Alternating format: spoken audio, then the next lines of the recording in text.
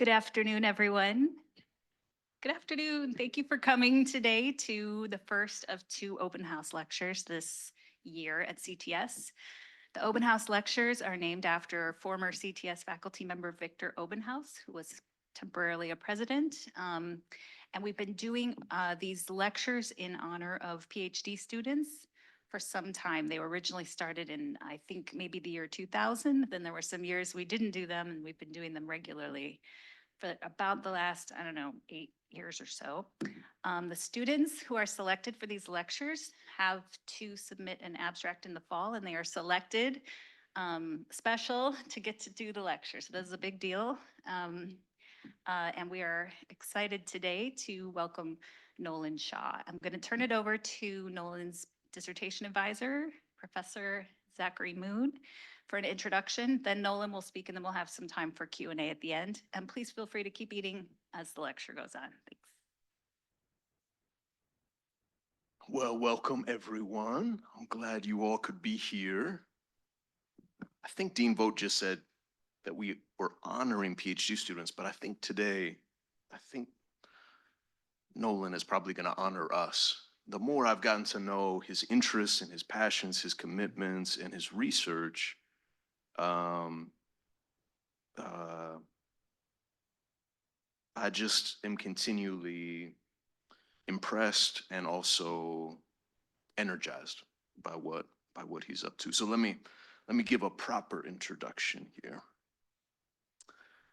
Dr. Nolan Shaw, our presenter this afternoon, has completed multiple graduate degrees from Southern University, Garrett Evangelical Theological Seminary up in Evanston, McCormick Theological Seminary, and he still hasn't gotten enough, so now he's here at Chicago Theological Seminary, bless his heart, working on a PhD in Africana psychology, and much of what he's working on, I think he'll be talking with us about today. I think probably one of the things that got him here to CTS at the beginning was Dr. Lee Butler. So I wanted to speak his name as a part of this introduction. Some of you know Dr. Butler served on the faculty here for nearly 25 years. I'm still standing in his shadow, but he is now the new president at Iliff School of Theology, so we say President Butler now. Back to Nolan here. In addition to all those amazing graduate degrees, he also has certifications from the Gestalt Institute of Cleveland, the Community Change Agents Project, the Eisenhower Leadership Management Program, and the Arizona Trauma Institute. He's worked professionally in numerous community settings, including formerly as senior pastor of West Englewood United Methodist Church.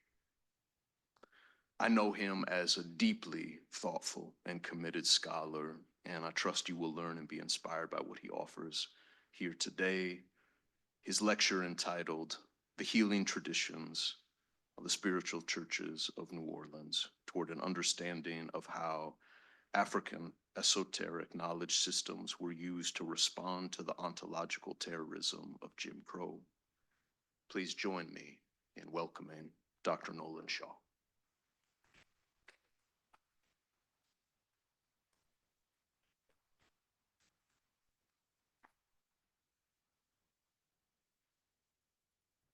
Thank you for your reception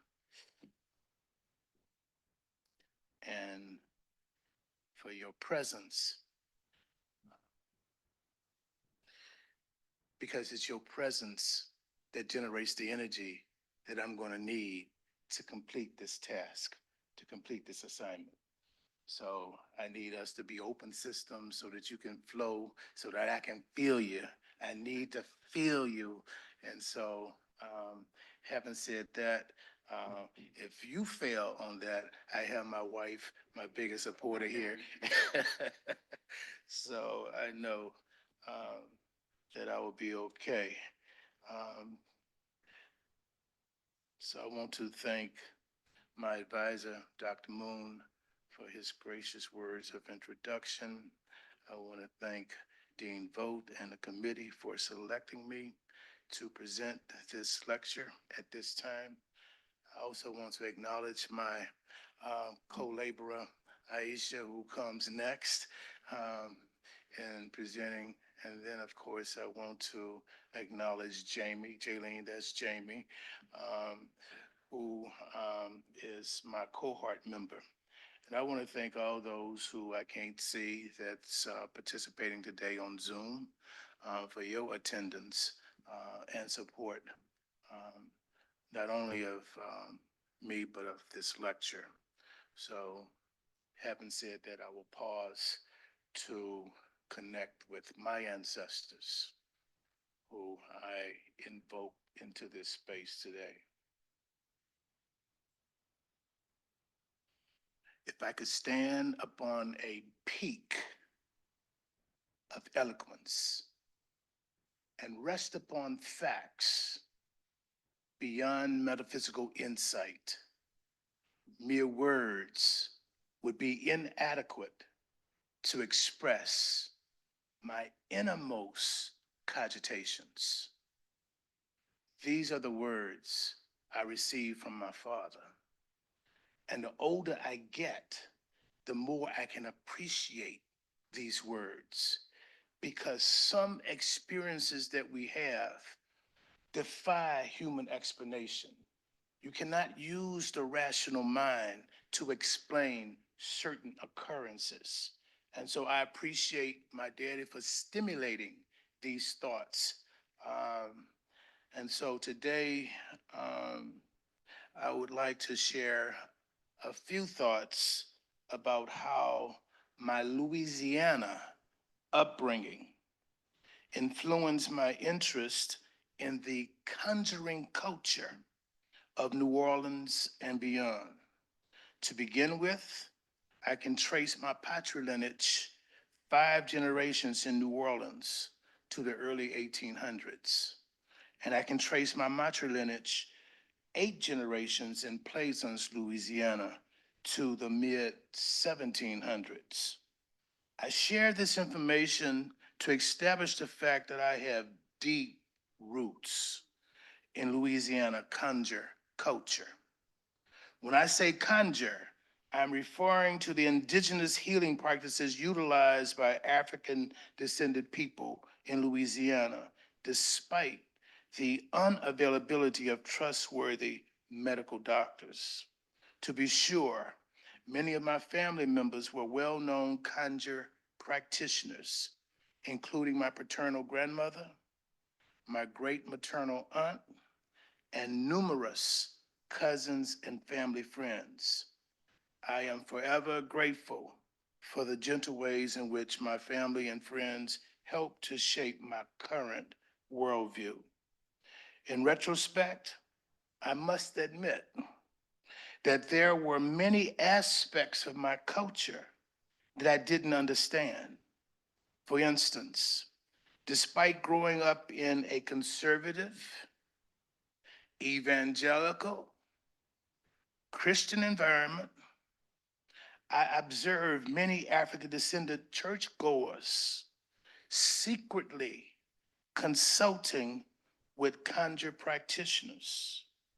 I couldn't comprehend why so many people talked about voodoo and hoodoo as evil and demonic practices when many voodoo and hoodoo practitioners were active church members. I can recall during my adolescence, a deacon in my father's church named Deacon McCoy introduced me to the practice of making string amulets. I was always fascinated by Deacon McCoy because the amulets he created had a way of disappearing without leaving a trace. I was told that people like Deacon McCoy were spiritual healers.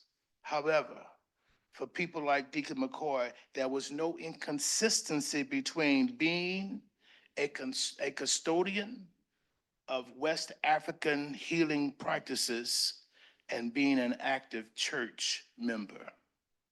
Against this contextual setting, I developed an interest in the conjuring beliefs that are deeply embedded in the theology of the Black church.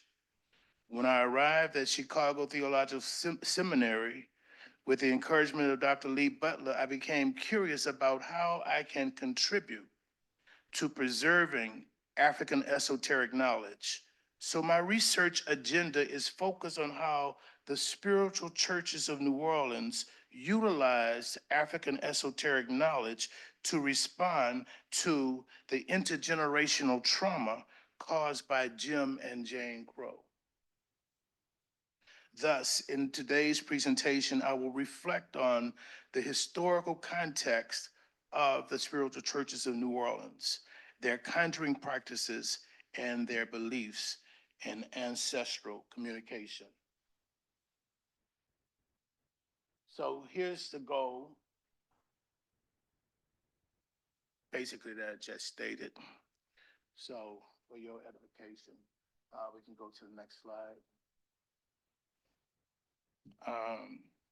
So what is the meaning of spiritualism? Let's begin by looking at the meaning of spiritualism. To be clear, spiritualism is the belief in life after death, and it's demonstrated through different forms of spirit communication. For example, dreams, trances, divination, seances, and so forth. John J. Kusich, author of Ghostly Communion, Cross-Cultural Spiritualism in the 19th Century American Literature, explains that the communication with the dead through a medium is at the heart of spiritualism. He says this phenomenon has occurred throughout history and is present in various cultures worldwide. Kusich contextualizes the spiritual movement, which originated in Rochester in 1848, as part of a broader heritage of European occultism and evangelical Christianity. However, non-European spiritual practices like West African conjuring and the ghost dance traditions among indigenous Americans provide an equally important context for understanding the legacy of spiritualism in the United States. Unquestionably, Eurocentric spiritualism has contributed significantly to our understanding of life and death and deserves recognition for its global significance. Nevertheless, in his analysis of cross-cultural spiritualism, Kusich suggests that people of African descent didn't fully embrace Eurocentric spiritualism.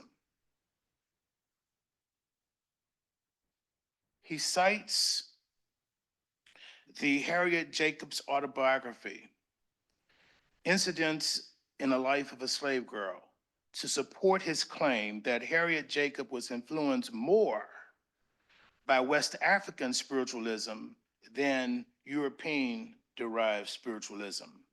Kusich suggests several passages from her autobiography. For instance, in the autobiography, Linda Trent, her alias, was bitten by a snake in the swamp. Kusich explains that West African initiation rites require the initiant to face their fears. Linda Trent said she was more afraid of the so-called civilized white men than the snakes in the swamp. Secondly, Kusich highlights Linda's visit to the graveyard where she spoke to her deceased parents as evidence of her embrace of West African spirituality. And finally, on her way back to her grandmother's house, she passed the dilapidated church where Nat Turner used to speak and heard her father's voice. In each instance, Linda was able to hear messages from the dead. Therefore, the Harriet Jacobs story of escaping sexual abuse from her master during slavery, and her connection to West African spirituality is an example of how ancestral spirits were always present in times of trouble. Although Harriet Jacobs was exposed to spiritualism in Rochester, Kusich concludes that she held on to her West African spiritual beliefs. Her connection to spiritualism was because members of the spiritualist movement were allies of abolitionism and women's rights. Harriet Jacobs worked in her brother's bookstore, focusing on abolitionism. And so therefore, it was an easy fit for her to connect with the spiritualist movement. Rebecca Cox.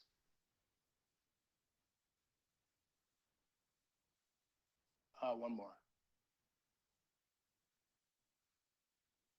One more.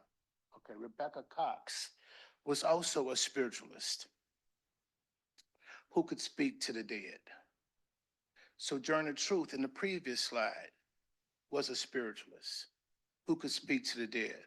So even though Rebecca Cox Jackson and Sojourner Truth were members of the spiritualist movement because of the work they did as abolitionists and women's rights advocates, they too held on to their West African spirituality. Because we can see here that Ms. Jackson, or Mother Jackson, she started doing this as a child. Spirit spoke to her her entire life. Notwithstanding the above, this week I spoke to a bishop in one of the traditional spiritual churches of New Orleans. And I did say traditional because there's a distinction to be made between what we have post-Katrina and what we have pre-Katrina, without going into too many explanations about that. The bishop informed me that the church to which he belongs never identified as members of the spiritualist movement because he believes that spiritualism is primarily a movement for Caucasian people.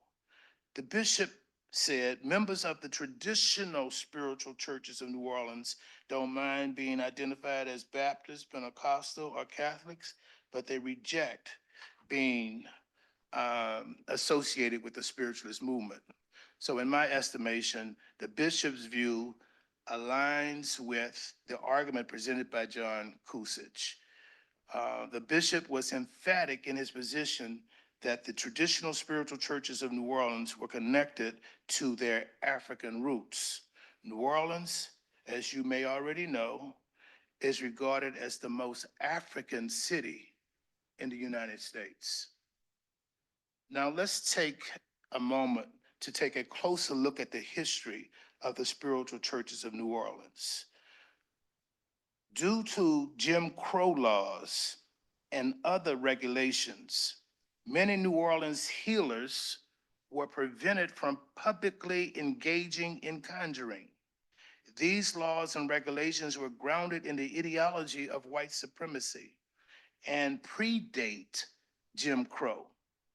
One of the reasons these laws and regulations were enacted is because African spirituality was at the center of many of the revolts and uprisings.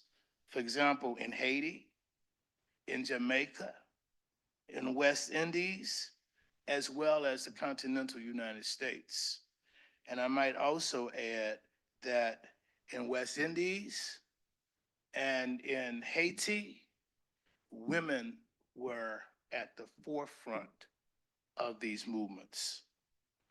Plantation owners and legislators believed that by separating African descended people from their spiritual beliefs, they would not only be able to control them, but white people will feel safer.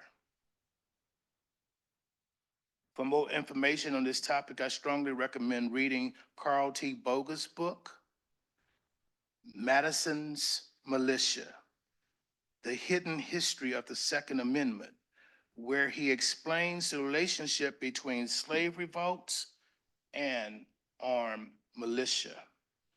Bogus also helps the reader to understand with why the National Rifle Association currently is lobbying to defend gun rights. Nevertheless, when Mother Leafy Anderson arrived in New Orleans, there were many rules and regulations already in place prohibiting the practice of conjuring. Mary Johnson, a voodoo practitioner, informed the Louisiana Writers Project researchers that Leafy Anderson sought her advice before starting the spiritual church movement in New Orleans. Mother Anderson, concerned about the legal implications and profitability of her operation in a city with a history of voodoo suppression, had to adapt to the Marie Laveau's models to successfully run her church. She created a legitimate church containing an institutionalized structure, but some people still doubted her rejection of voodoo. Despite doubts about Anderson's practice of voodoo, Johnson was sure that she did.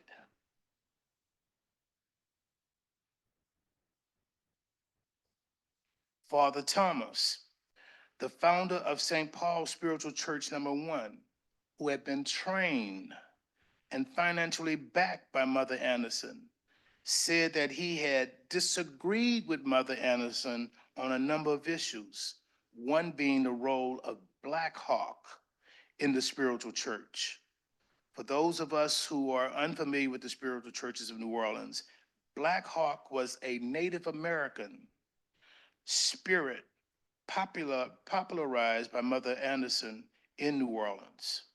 Father Thomas told researchers, there may be a little hoodoo in that Black Hawk business.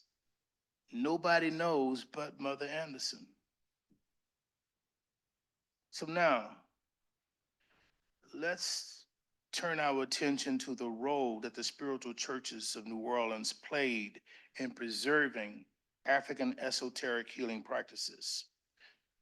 Dr. Margarita Guillory has conducted extensive studies on the spiritual churches in New Orleans.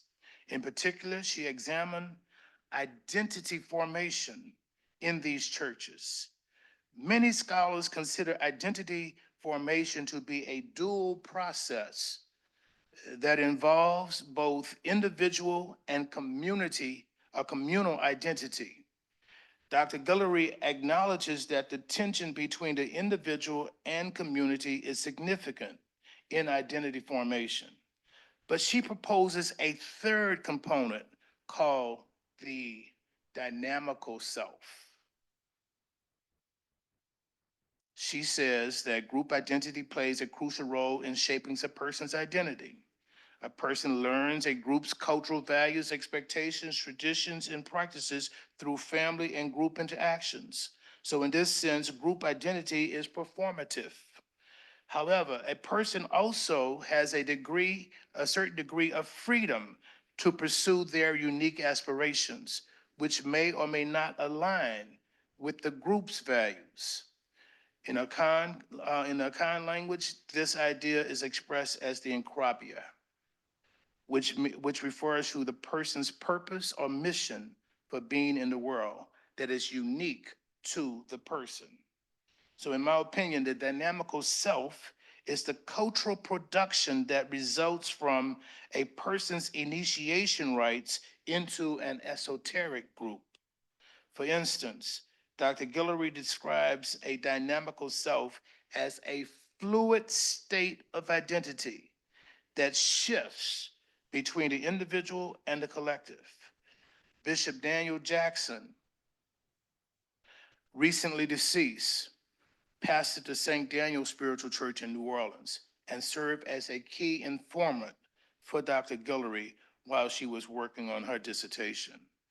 He helped her to understand the nature of the dynamical self in reference to his Black Hawk healing rituals. Dr. Guillory explains that Bishop Jackson does not accept everyone as a client and patiently waits to hear from the spirit guide before taking someone under his care. Depending on the client's condition, he will contact the appropriate spirit guide, such as Black Hawk or Saint Michael, and utilize what's needed to invoke the appropriate spiritual guide while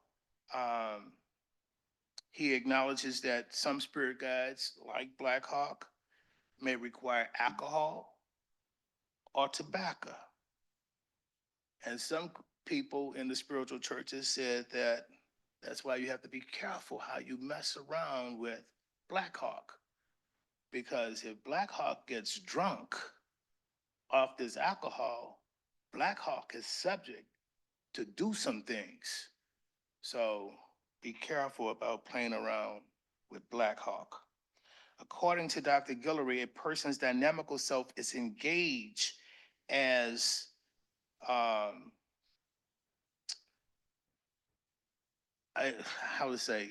she says a dynamical self is engaged as meaning of accessing the guidance and interest and instruction of the spiritual guide. So in other words, what she's saying is that it's the dynamical self that gives the person's access to these spirit guides.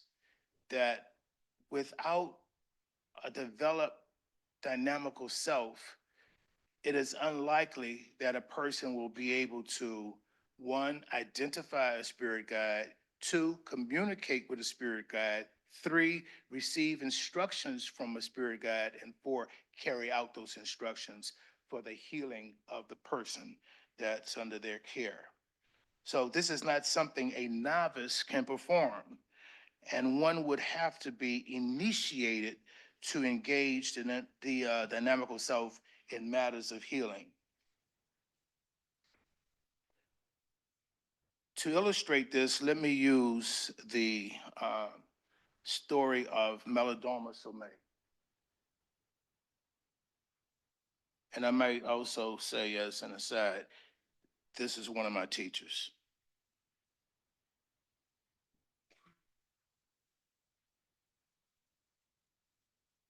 So, born in Burkina Faso, which is in West Africa, Melodoma was sent to a Catholic seminary at the tender age of 5. Can you imagine somebody being taken from their family and sent away at a distance, away from their families at the age of 5? However, the brutal conditions he suffered at the hands of Catholic priests forced him to flee and return to his village, where he was no longer recognized by his family or community. Members of his village referred to him as a black white, meaning he was a white person in black skin. He no longer carried the identity, the communal identity of his own people. Nevertheless, to reclaim his cultural identity, Melodoma had to undergo a challenging initiation process.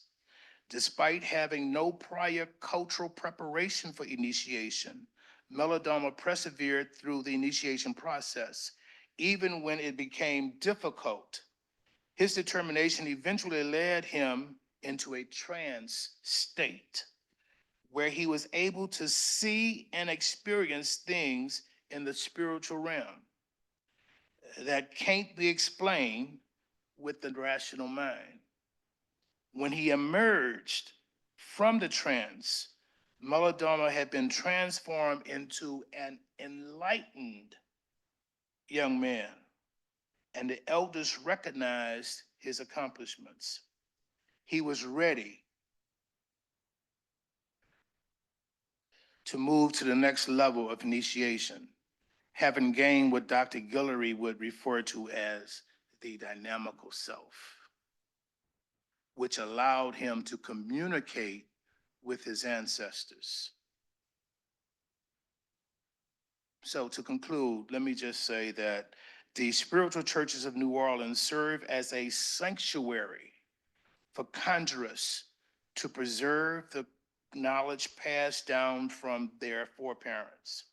Mother Anderson's ingenuity lies in her ability to create altars that connect Christianity with West African spirituality. These altars are materially linked to Christianity, but cosmologically connected to West African spirituality and imbued with a spiritual power known in the Congo as Mkisi. The workers in the spiritual churches understand how to engage their dynamical selves to produce the desired results that are needed. They connected with the spirit to manifest desired outcomes. So my bishop friend says that the significance of altars that on which Saint Michael might be placed, or Saint Gabriel, or any other saint.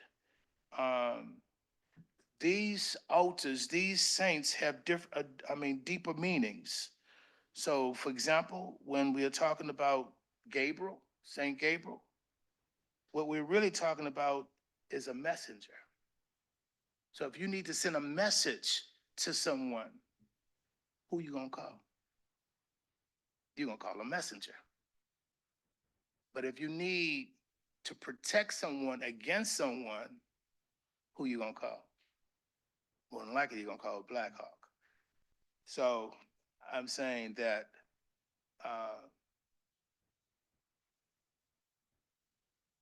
things may look one way on the surface, but the reason it's esoteric is because they don't tell people what they know. So you can be in their space, listen to what they're saying, and still not understand the deeper meaning of their practices. So with that, I thank you for your attention. I thank you for listening to these remarks.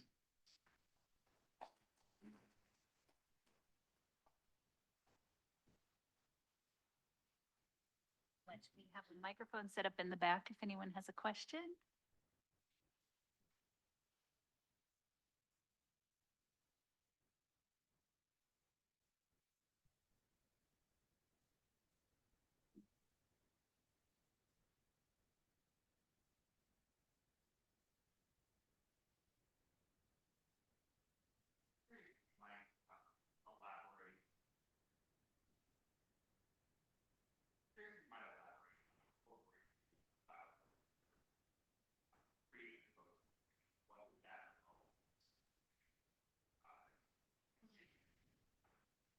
How about that? Yeah. There we go, one more time. If you might elaborate a little bit on spiritualism, both pre and post Katrina, you made this sort of observation that there is a distinct difference between the two, or that this moment did something. And if you might elaborate on that, please. Okay, so there are basically two moments that I will point you to.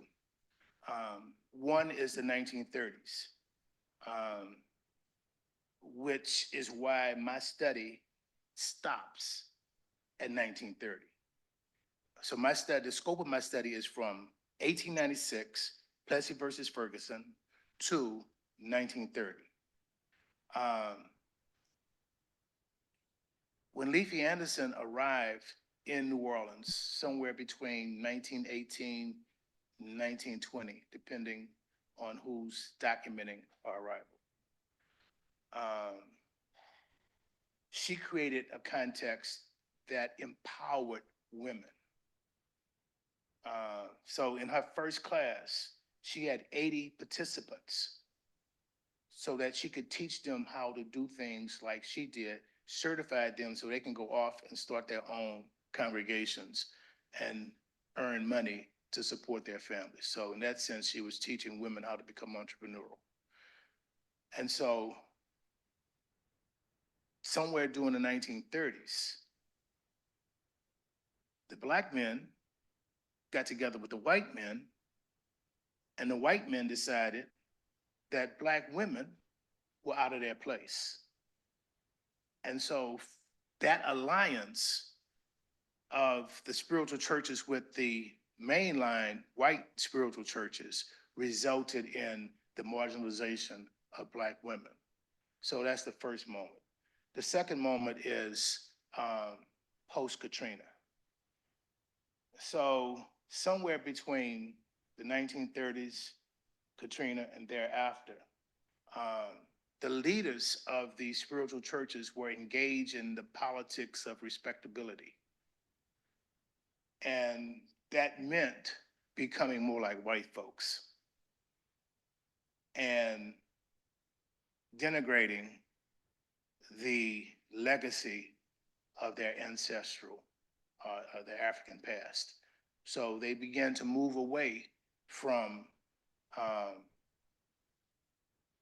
engaging Black Hawk. See what I'm saying? Because that's messing around, and in this church, we don't mess around. So I would also punctuate this by saying something my grandmama used to say. She said, each generation is getting wiser and weaker. When I was growing up, there were certain people who, as they say in the Black church, could get a prayer through. Meaning, if they prayed, something was going to happen. See, because they had that power. But now, we can pontificate, we can exegete, we can come up with hermeneutical frameworks. Where's the power? Okay. We have a question from the chat from Professor Terrell. How difficult is it to attain a dynamical self in the volatility of the social context, zeitgeist of xenophobia and populism, and tech-driven world economy? Very difficult.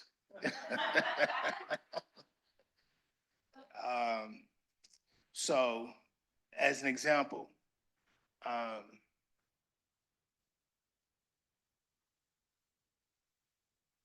would say that Dr. Moon, Dr. Butler, and others are nurturing me, encouraging me to continue along this path. You follow? So,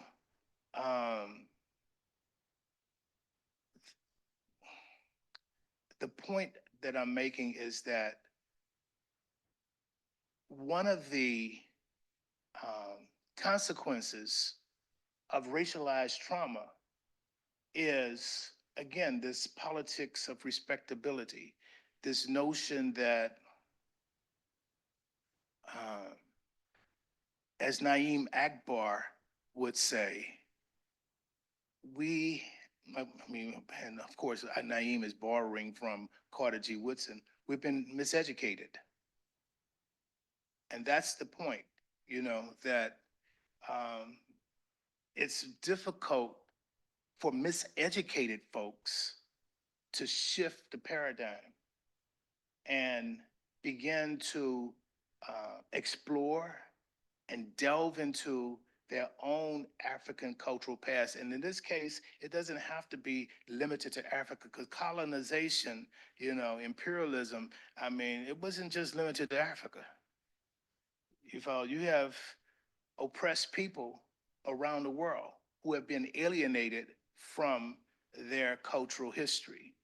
And so, I mentioned, in my remarks, the ghost dance of indigenous people, right? Because one of the things that we know is, for a long time, the Pueblo Indians had to take their esoteric knowledge underground. And it wasn't until recently that they began to reclaim their cultural history. and their spirituality. So, Dr. Terrell, I would just simply say that, it's going to take more teachers like you um, to encourage people um, to participate in multiple spiritual realities. So, for example,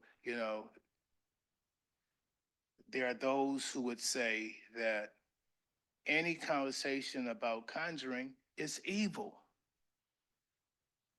And I would say that's because you don't understand the context that conjuring emerges out of. If you understood, what Dr. Guillory is talking about when she said dynamical self, there's more to that, because, for example, I would simply say that I'm more familiar with the Akan people of Ghana. And among the Akan, you have multiple dimensions of self. And to the extent that you understand these different aspects of the self, is the extent to which you can exercise your power. So I would just simply say we're going to need more people um, paying attention to the needs of people who have been subject to the ideology of white supremacy and begin to help people to become their authentic selves.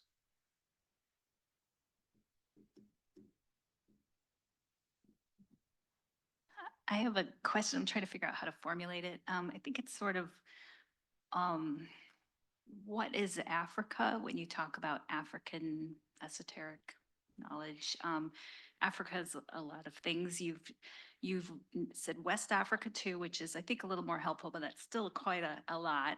And also, if it's esoteric and you don't know it, how do you? What's Africa? How do you know it when you see it? And I sort of ask because I think you've studied this a lot, just to ask Okay. you to explain a little bit about that. What I would say is that, to begin with, there is a thread that unites all of Africa. So there is something called African unity.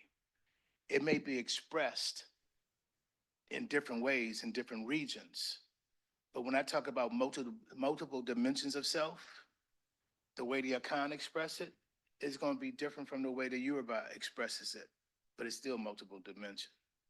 So that's the first thing. Charles Long, has done a lot of reflections on this question. So what he says is that when we got on those slave ships, we became a new people. And our survival was dependent upon cooperation. So that's when we began to syncretize the information that each of us had aboard those ships in order to survive. So places like the Sea Islands among the Gullah Geechee people and New Orleans in terms of Congo Square, I think they're a little different than other places, in the United States in response to this question. So for example, Congo Square. Congo Square was operated by the Code Noir. And part of the Code Noir says that nobody should work on Sundays. And so that's why, enslaved African people were able to gather in Congo Square on Sundays. The uniqueness of Congo Square is that they can gather according to ethnic groups. So the Yoruba gathered with the Yoruba, the Akan gathered with the Akan, the Bakongo gathered with the Bakongo, the Mandinka gathered with the Mandinka, and they were able to sing their songs, dance their dances, and eat their foods for the most part. So there was some integrity maintained. They may have lost connect, as Roberto would say, they may have lost connection to their gods, but in terms of, the cultural production, they still maintain that. And then to add to that, there's something called the saltwater African, because up until a certain time, uh, Africans were still being kidnapped and brought to this country and sold into slavery.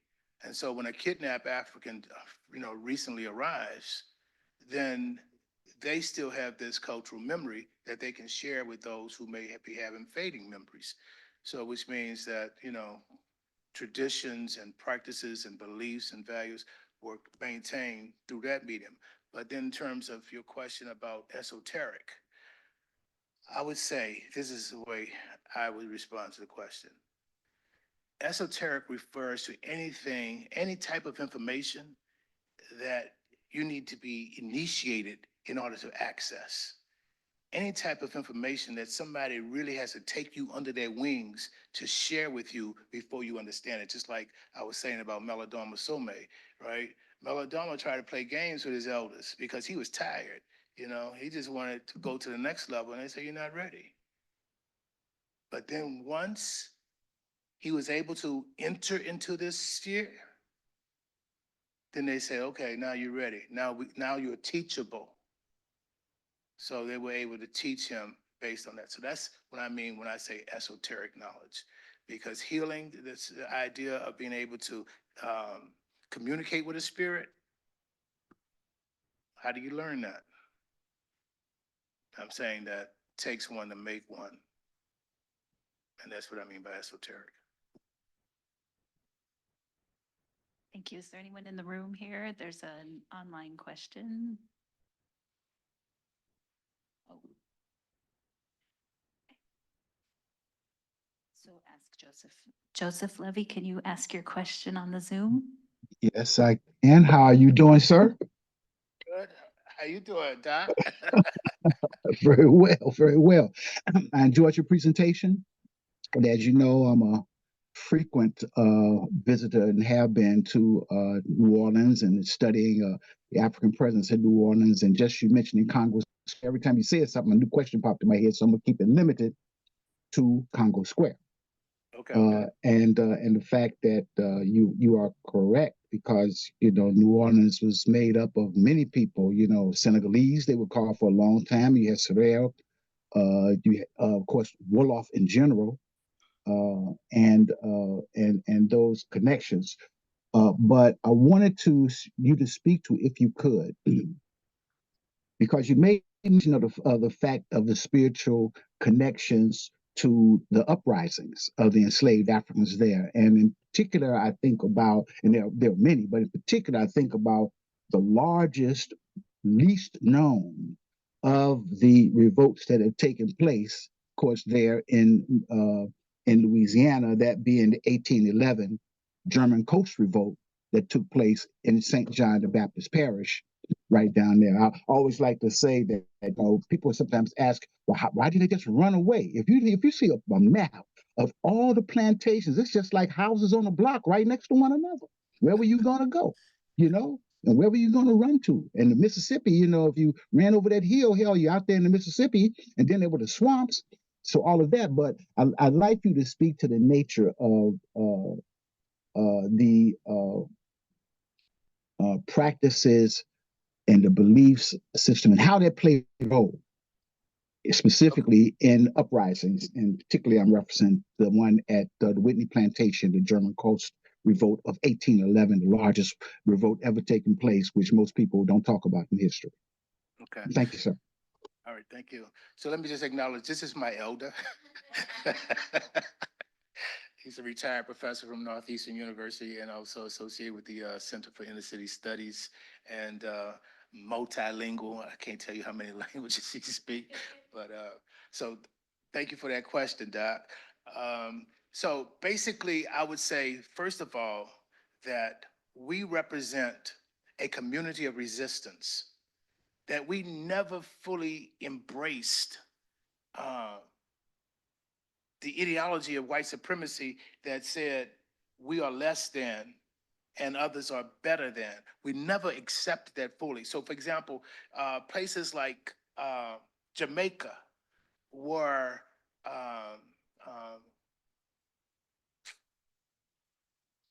how to say, identified or described as places where the kidnapped Africans were broken in and taught how to be slaves. So, okay, let's say that some of the most brutal um, forms of treatment occurred in Jamaica. So, if that's the case, and they were successful in breaking people in, then why do we have a maroon community now in Jamaica that has autonomy in Jamaica because they defeated the British? The British could not, defeat them. I'm saying that there have always been examples of resistance. So in terms of Whitney Plantation, now keep it in mind, Doc, that Louisiana had a close relationship with Haiti and the Caribbean in general. So, by way of extension, the folks in Jamaica, as an example, they were Akan, which means they were warlike to begin with. They were warriors. And if you capture a warrior and put a warrior in a situation, what's the first response of that warrior? To escape. And so in the Whitney Plantation, I can't say, but there is a book that has been written about the composition of the enslaved population of the Whitney Plantation. And I would venture to say that you had some who were from the Congo, but I'm not sure where the others might have come from, but it's definitely West Africa. But I'm just simply saying that the mindset of our people was, we will, almost like schizophrenic. When we're in front of the master, we're going to act one way because we can't fully express how we feel. But then when we are alone within our own community, we got to ask the question, who can we trust? But I guess what I'm saying is we are always plotting to try to figure out, and the literature is full of this. When you look at slave testimonies, they were always calculating how they could escape. And not only how could they escape, but how could they subvert the system? And so going back to African spirituality, there were those who, because of the power they possess, they were not messed with. They were not beaten. They were not forced to do anything they didn't want to do because they invoke fear in their overseers and in their masters. But in terms of the uprising, I would also say that, and this is a question I have for myself, with the power that we had and have, how is it that we remained enslaved for so long? And my response is, that's because the overseers and the plantation owners, they had guns. And so we were fighting against guns, which was shot from a distance. It wasn't up close. It wasn't a form of fighting that took place up close. It was a form of fighting that took place at a distance.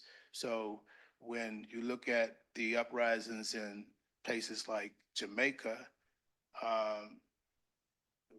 the British, who were being defeated, had to call in the French, I think about 800 soldiers with guns, to put that revolt down. And I know that as far as the Whitney Plantation, they were able to steal some weapons, but still they didn't have enough. Who came to the rescue? The militia. Who were the militia? The militia were people who was specifically armed to keep revolts at bay. So I don't know. I think that we had power, but how does this power work against a gun? I think that was the imbalance in the relationship between the enslaved and the slave masters or the plantation owners, that they had guns, we didn't. We're at the top of the hour here now, Nolan, so I want to take a minute to say thank you so much for sharing that with us today, and thank you everyone for your attendance, and let's give a big round of applause. Thank you.